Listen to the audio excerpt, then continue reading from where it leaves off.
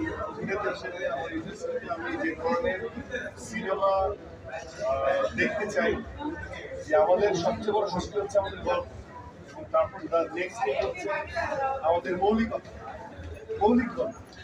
And the third one should be like আমাদের performer, এত ভালো পারফরমার and the makers, আমাদের নিজস্বতা দিয়ে তৈরি আমাদের গল্প, বাংলাদেশি সিনেমা যেমনটা হওয়া উচিত, যেমনটা হওয়া উচিত।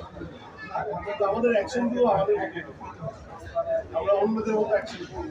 তো এগুলো আমার ইচ্ছা, এগুলো হয়তো এখন অনেকের কাছে সেন্স মেক করবে না, আজ থেকে 10 বছর 20 বছর পর এগুলো সেন্স মেক করবে।